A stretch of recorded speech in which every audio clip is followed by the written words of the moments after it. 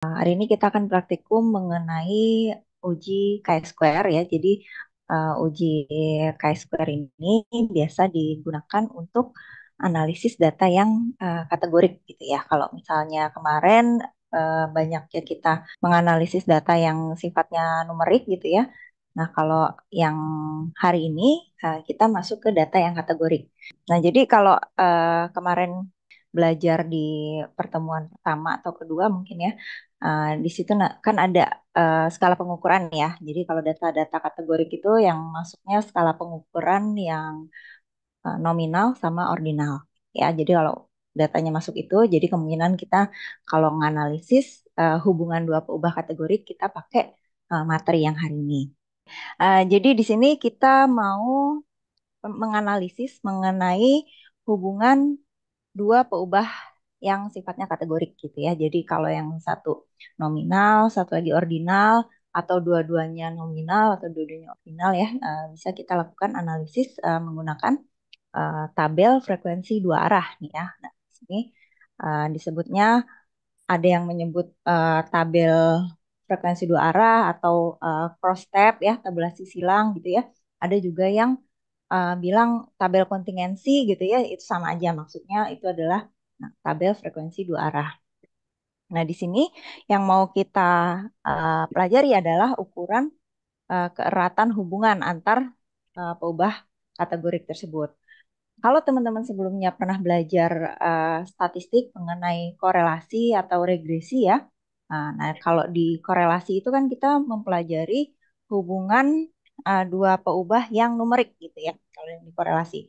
Nah, kalau uh, kedua peubahnya kategorik, atau paling nggak salah satu ada yang kategorik ya, di sini kita belajarnya bukan ke korelasi lagi. Jadi nama ukurannya yang mengukur hubungan antar dua peubah yang kategorik itu disebut sebagai asosiasi. Nah, salah satu cara untuk mengukur keratan hubungan yang asosiasi ini ya, kita bisa menggunakan uji chi-square atau chi kuadrat.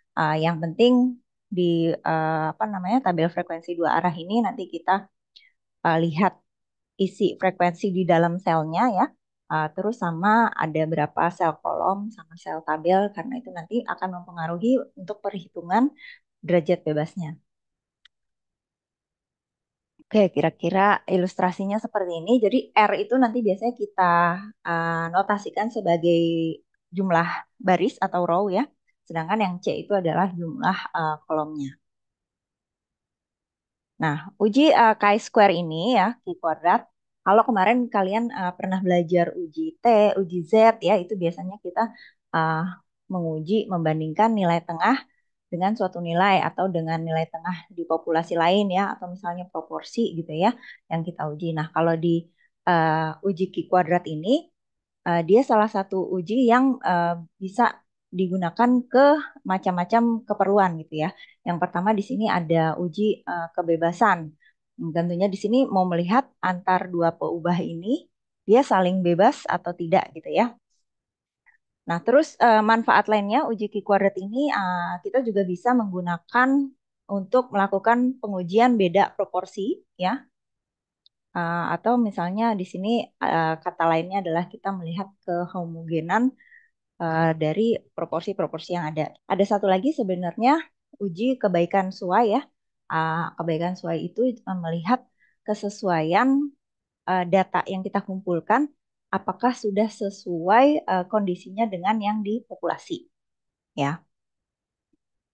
Nah, untuk uji kebebasan sendiri yang penting nanti hipotesisnya ya. Kan nanti kita pakai dua peubah ya. Dua peubah kalian menuliskan X-nya dan Y-nya ini saling bebas untuk H0-nya, sedangkan H alternatifnya atau H1-nya X dan Y ini tidak saling bebas. Nah, rumusnya kurang lebih sama ya. Yang penting kalian tentukan nilai observasinya. Observasi itu kan nilai pengamatannya ya. Terus kita hitung nilai harapannya ya. Nah, nilai harapan ini beda-beda. Kalau misalnya nilai harapan yang di tabel kontingensi itu biasanya kita hitung dari total baris dan total kolomnya ya. Sedangkan kalau misalnya untuk uji kebaikan suai, karena melihat kesesuaiannya dengan bentuk sebaran tertentu, maka nanti nilai harapannya kita hitung dari nilai harapan sebaran yang diasumsikan, gitu ya. Oke. Oke, nah nanti kita bandingkan nilai ini ya dengan nilai di tabel chi-square ya. Chi-square dengan derajat bebasnya R-1 dikalikan dengan C-1. Nah ini eh, nanti alfa ya, apa namanya, tingkat kepercayaannya. Oke, kita langsung ke contoh soal aja ya. Ya, jadi misalnya, nah ini ada polling ya, 883 laki-laki dan 893 perempuan. Nah, di sini pertanyaannya, kalau kamu boleh pilih satu ya, mana yang mau dipilih? Ini katanya ada money, health, sama love. Nah, asumsinya ini tidak ada yang tumpang tindih ya. Jadi kalau misalnya udah milih money, ya udah money aja, nggak boleh milih yang lain. Nah, berarti di sini kita mau lihat apakah jawaban orang-orang ini ya tergantung dari gendernya atau tidak. Yang pertama, seperti biasa, kita tulis dulu hipotesis ujinya ya. Tadi H0-nya tidak ada asosiasi antara gender sama lifestyle choice-nya atau kedua keubah saling bebas ya. Anda boleh pakai yang mana aja. Yang penting kalau sudah ada kasusnya ya, jangan tulis X dan Y lagi gitu ya. Langsung aja tulis kasusnya. Di sini kan berarti kasusnya gender sama lifestyle ya. Lalu yang H1-nya ada asosiasi antara gender dan lifestyle choice. Ada asosiasi ini maksudnya berarti ada kecenderungan tertentu, misalnya gender ini lebih memilih lifestyle yang mana gitu ya. Oke, nah sekarang kita hitung nilai harapan masing-masing. Nah ini yang pertama yang didata tadi ini adalah O-nya. Ini O11, O21 ya. Ini O12, O13 ya. Ini O22, O23. Oke. Nah, ini adalah expected count atau yang EI tadi ya, EIJ ya. Yang atas ini adalah OIJ. Cara dapat expected count ini gimana? Caranya adalah dengan mengalihkan antara total kolom dengan total barisnya lalu dibagi dengan N secara keseluruhan. Nah, ini ya tadi ya kayak gini kan. Nah, kalau mau nyari EI-nya, expected count-nya ya, ini kita cari dulu apa namanya, total baris sama total kolomnya. Ini kita sum aja dulu semua. Nah, ini saya lambangkan sebagai eh, satu, sorry, O satu titik. Ya, ini O dua titik. Jadi, observasi di row pertama, observasi di row kedua. Ini berarti O titik satu ya, O titik dua, ini O titik tiga, karena ini row-nya. Nah, yang ini ya, ini adalah N-nya ya, secara keseluruhan ya. Nah, cara mencari nilai harapan, nah misalnya yang ini ya, yang satu ya, ini kan O11. Kalau kita cari E11 atau nilai harapan yang di sel pertama, ini berarti adalah yang observasi di row satu dikalikan observasi di kolom ke satu ya dibagi dengan N keseluruhan. Jadi ini akan sama dengan 883 dikalikan 128 dibagi dengan 1776. Jadi yang, nah ini kan 82 ini ada di row satu ya. Berarti kita ambil yang ini. Terus dia ada di kolom satu ya, berarti ambil yang ini ya. Dan dibagi total keseluruhan. Oke, kita coba lihat di Excel-nya. Yang ini tadi sama dengan 883 dikali 128 dibagi 1776. Oke. Nah, ini eh, kalau mau tidak berubah ya, ini Anda bisa kasih lambang dolar aja ya. Jadi dia nanti ini nggak berubah. Jadi kalau kita geser-geser dia tetap menggunakan sel yang sama, sel yang kita pilih. Nah, ini dapat 6364. Coba kita lihat di slide. Nah, ini sama ya. 6364. Oke, selanjutnya kita kerjakan hal yang sama untuk yang ini. Yang health ini berarti adalah 883 dikali 120 dibagi dengan 176 ya. Tadi karena sudah saya lock yang total kolom, saya lock posisi barisnya ya. Sehingga ini saya tinggal copy aja ke sebelahnya ya. Jadi dia nggak akan bergerak ya.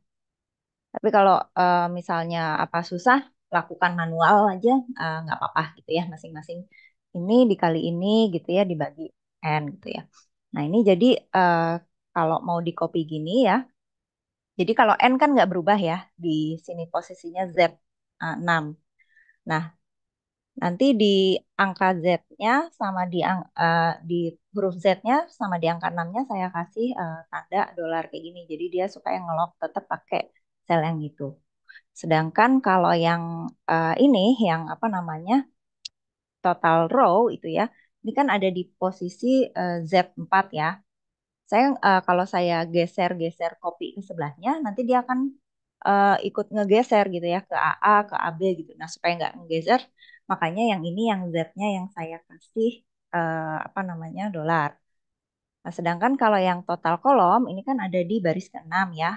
Makanya yang saya kasih dolarnya adalah yang 6-nya aja, yang word-nya enggak. Jadi supaya begitu geser posisi yang ke sebelah, yang ke kolom X, itu dia ikut berubah. Nah, chi-square hitung tadi kan rumusnya yang ini ya, OI dikurangin EI dan seterusnya ya. Nah, jadi di sini kalau misalnya saya mau hitung dari sini, nah ini kan yang sudah expected-nya ya. Kita expected-nya. Sekarang kita mau menghitung chi-square-nya gitu ya. Chi-square-nya berapa? Berarti Anda tinggal hitung chi-square hitung. Tadi katanya OI dikurangin EI ya, dikuadratkan baru dibagi sama EI-nya. Berarti di sini 82 dikurangin 63,64 kuadrat dibagi 63,64. Terus lakukan semua untuk semua sel ya. Ini 46 dikurangi 64,36 kuadrat per 64,36. Dan seterusnya sampai yang terakhir ini ya. Yang 273 dikurangin 315,77 kuadrat per 315,77.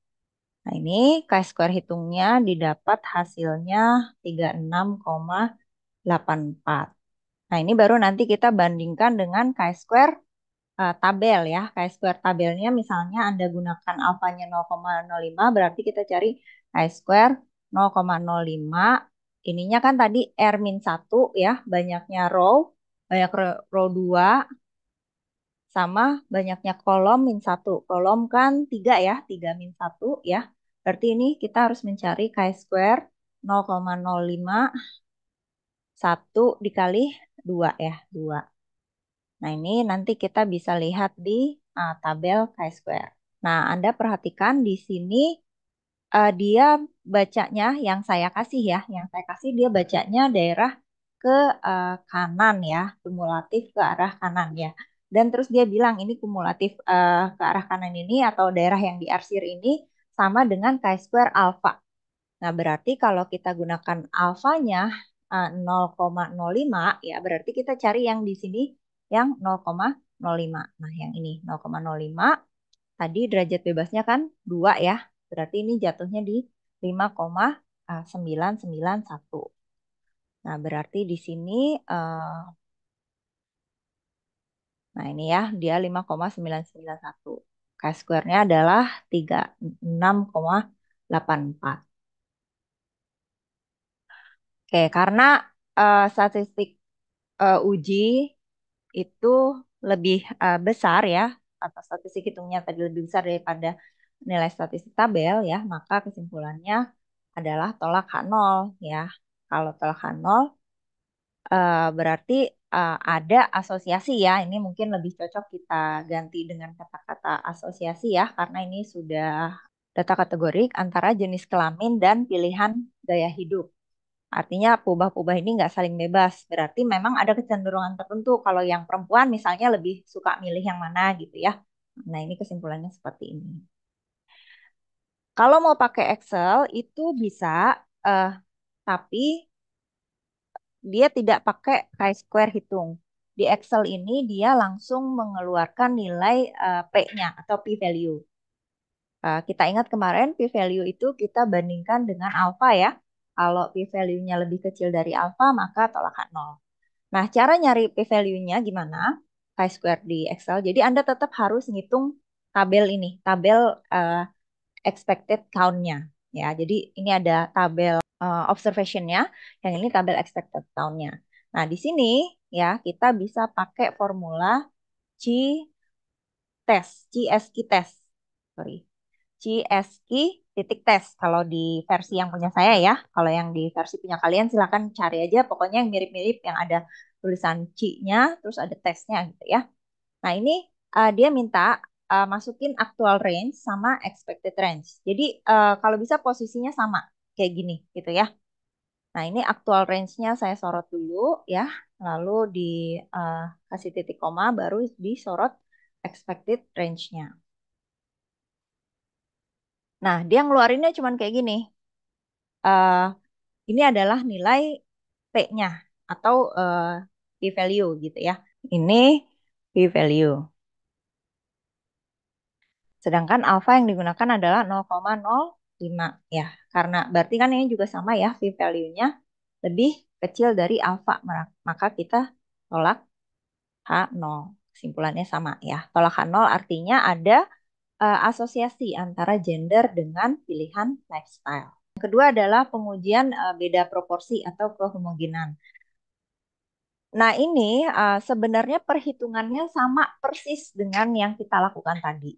Cuman bedanya adalah di apa namanya bagian hipotesisnya ya, sama nanti tentunya kesimpulannya kita simpulkan apa gitu ya. Nah, jadi contohnya ini ya. Kalau tadi kan kita mau lihat kebebasan antara ubah yang di baris dengan yang di kolom. Nah, kalau di sini ini kasusnya ya ada pertanyaan ke random sampel ya tahun 92, 98 sama 2001 ya. Ditanyakan apakah menurut Anda gitu ya menjadi teacher itu adalah pekerjaan yang bergengsi gitu ya bahasa Indonesia. Nah, ini pengen dilihat kan. Hmm, yang menjawab iya itu dari tahun ke tahun itu proporsinya sama atau enggak gitu ya. Atau ada perbedaan antara proporsi yang menjawab iya dari tahun ke tahun. Jadi hipotesisnya proporsi individu yang merasa mengajar adalah pekerjaan yang sangat bergengsi di setiap tahun yang disurvei itu adalah sama ya. Sedangkan yang H1-nya ini tidak sama gitu. Jadi beda ya menyusun hipotesisnya. Oke. Nah, sekarang di sini katanya hitung nilai harapan masing-masing sel pada tabel kontingensi. Cara menghitung nilai harapannya juga sama dengan yang tadi ya. Berarti total row ya dikalikan total kolom dibagi total keseluruhan. Nah, ini kalau sudah dikunci bisa langsung di copy ya. Kalau tidak dikunci ya berarti Anda harus lakukan satu-satu gitu ya, manual. Ya, sudah didapat sama sesuai. Baru kita lakukan seperti tadi, kita hitung eh apa namanya chi-square hitungnya ya, chi-square hitungnya sama seperti tadi berarti eh, total yang ini 549 dikurangin dengan 528,96 dikuadratkan dibagi dengan 528,96 ditambah lakukan hal yang sama untuk semua sel ya. Baru nanti kita dapatkan chi-square hitungnya ini sebesar 2,26. Oke. Chi-square tabelnya ini kan sama ya. Tadi derajat bebasnya berarti 2 kan. Tapi ininya 0,01 ya.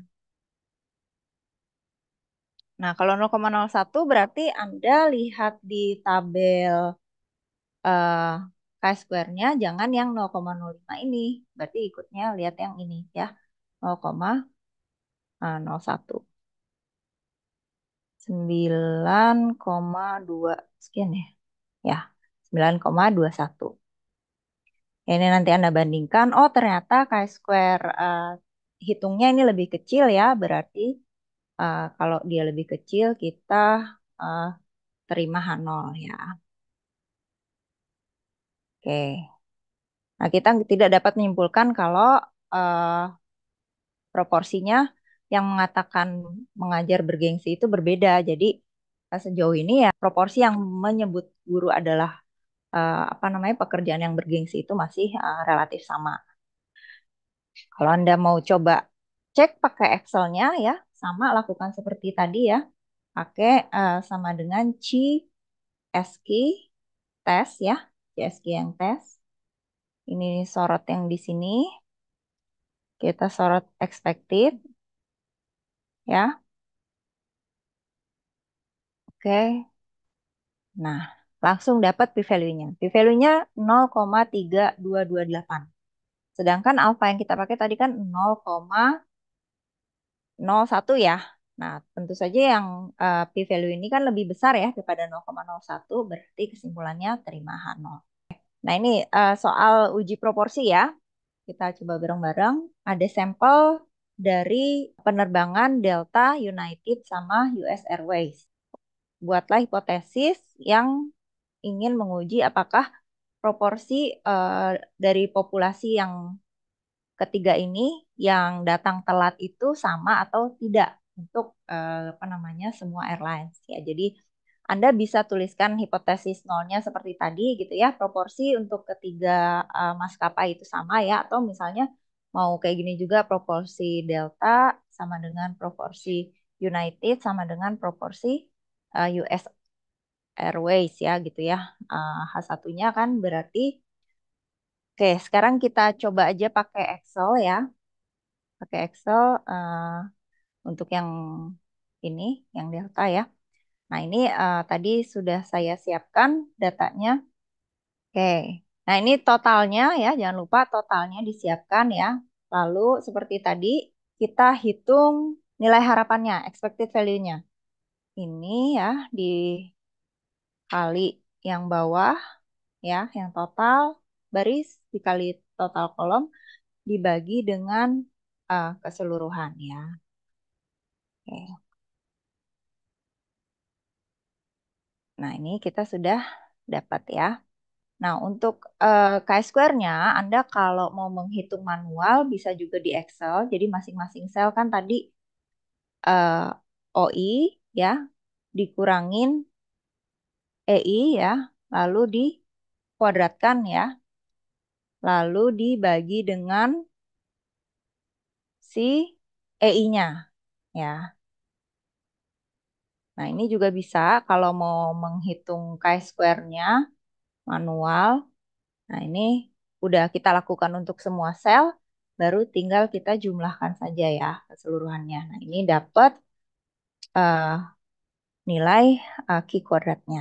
Nah, atau nilai tabel Q kuadrat misalnya nggak mau lihat di tabel ya, mau lihat di Excel aja juga boleh ya. Anda bisa apa namanya yang ini CSQ right tail ya, probability-nya 0,0. Ini soalnya 0,0 berapa? 5 ya? 0,05. Sebentar saya cek dulu ya kalau derajat bebas duanya. Oke. Nah, derajat bebasnya juga ini kan sorry, 2 dikurangi satu dikalikan 3 dikurangi satu ya, berarti 2 ya. Berarti bisa pakai ini. C ski.inv.rt ya, right tail. Masukkan 0,05, masukkan derajat bebasnya 2. Nah, ini dapat 5,99 ya. Sekarang kalau mau p-value, saya mau lihat p-value berarti pakai apa tadi? CSK test ya. Masukin OI-nya, masukin EI-nya ya, baru keluar. Oke. Nah, dari sini Anda bisa lihat ya, chi-square hitung dibanding chi-square tabel dia lebih kecil ya. Berarti kita terima H0. Begitu juga dengan p-value. P-value-nya ini lebih besar dari alfa yang 0,05. Berarti kesimpulannya juga terima H0. Oke, kalau terima H0 artinya apa? Proporsi keberangkatannya yang telat gitu ya, tidak on time, itu apa sama gitu ya. Keberangkatan pesawatnya itu yang telat itu proporsinya eh, sama di ketiga airline ini. Di kebebasan juga datanya seperti ini ya. Jadi dia ada apa namanya data dari 12 bulan terakhir.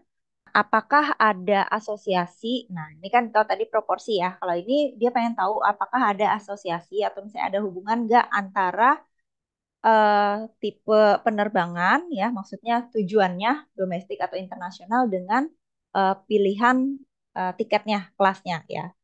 Jangan-jangan misalkan ya ada kecenderungan kalau yang flight yang internasional orang lebih cenderung milihnya yang business class atau first class gitu ya. Tapi kalau yang domestik itu lebih banyak yang milih ekonomi atau sebenarnya nggak ngaruh sama aja gitu ya untuk semuanya. Nah ini kita yang kayak gitu mau lakukan uji kebebasan ya. Berarti H0-nya eh, antara tipe tiket dengan tipe penerbangan atau tujuan penerbangan itu saling bebas ya, itu tidak ada hubungan antara tipe tiket dengan tipe penerbangan. Sedangkan H1-nya ada asosiasi ya, atau ada hubungan itu antara tipe tiket dengan tipe penerbangan. Kita lakukan hal yang sama seperti tadi ya, total baris dikalikan dengan total kolom dibagi dengan total secara keseluruhan. Nah, sekarang menghitung Q kuadratnya ya. Ini sama dengan OI dikurangi dengan EI dikuadratkan dibagi dengan EI-nya itu sendiri. Ya, oke. Nah, ini eh, apa namanya Q kuadrat hitungnya kita cari untuk sebanyak selnya ada berapa ya? Oh, selnya ada 6 kan, berarti Q kuadrat hitungnya adalah penjumlahan semua yang tadi ya, yang kita hitung ya. Oke, 100.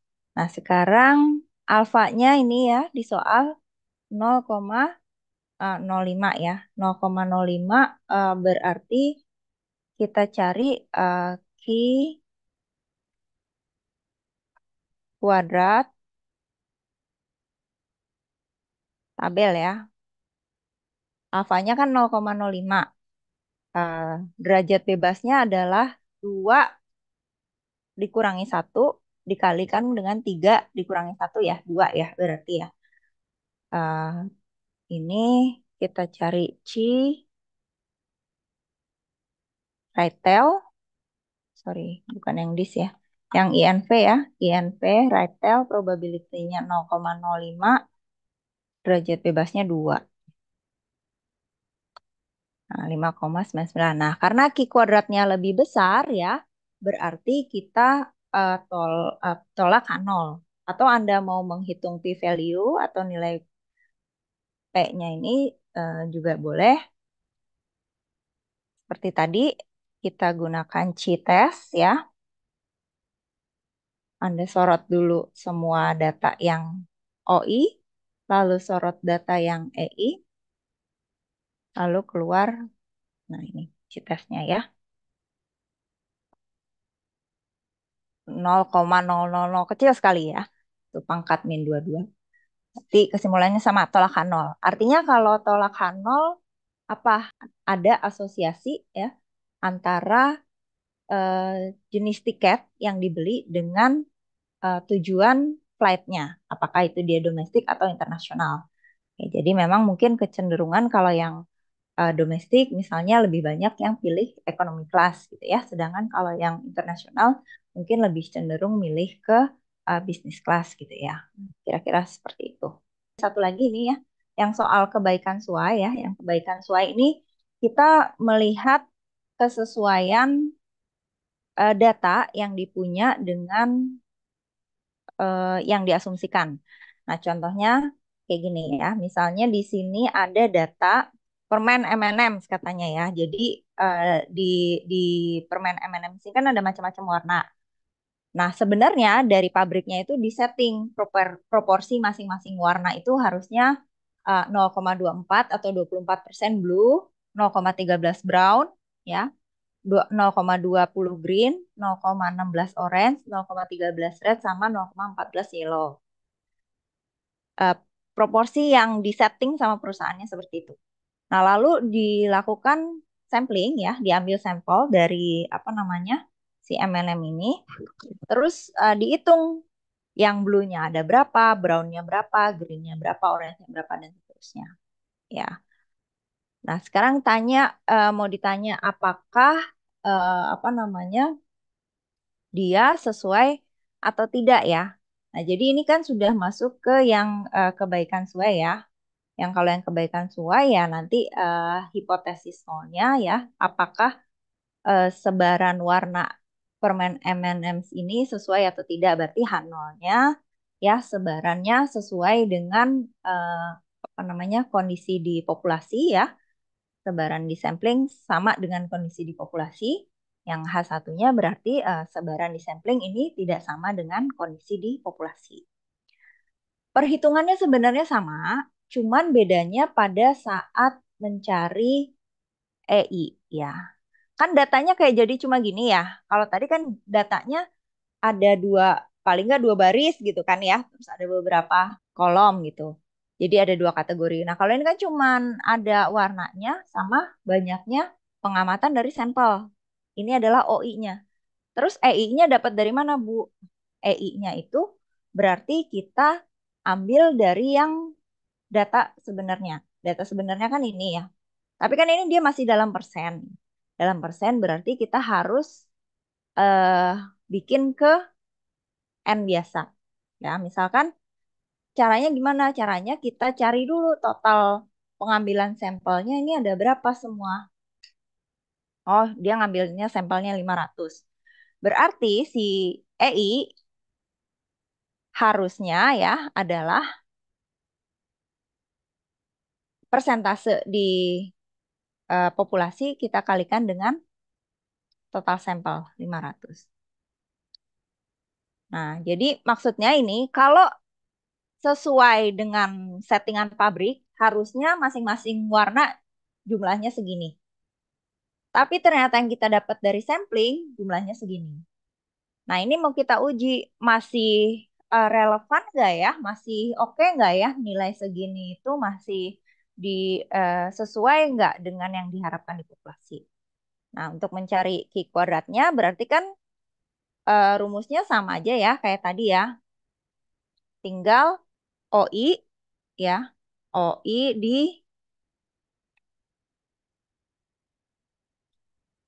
dikurangi dengan EI dikuadratkan dibagi dengan si EI-nya. Nah, ini kita lakukan untuk semua warna ya.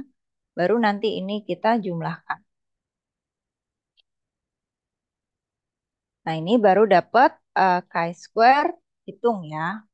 Nah, kalau cari Q kuadrat tabelnya, derajat bebasnya adalah banyaknya kategori. Ini kategorinya ada 6 kan ya. Dikurangi 1. Jadi derajat bebasnya 5. Berarti untuk Q kuadrat tabelnya kita bisa cari C, INV, right tail ya. Dia minta alfanya berapa? 0,05. Masukin 0,05. Derajat bebasnya tuh 5. Oke. Ini dapat 11, sekian. Nah, karena dia lebih kecil ya, lebih kecil ya, berarti kita eh, terima H0. Terima H0 artinya apa? Artinya proporsi si permen ini, permen warna-warna ini, setiap kategorinya masih relatif sama dengan proporsi settingan pabrik. Jadi memang berbeda, tapi bedanya tuh nggak signifikan. Jadi masih masih sama dengan yang diharapkan sama pabrik. Saya akhiri dulu ya sesi praktikum hari ini. Terima kasih. Assalamualaikum warahmatullahi wabarakatuh.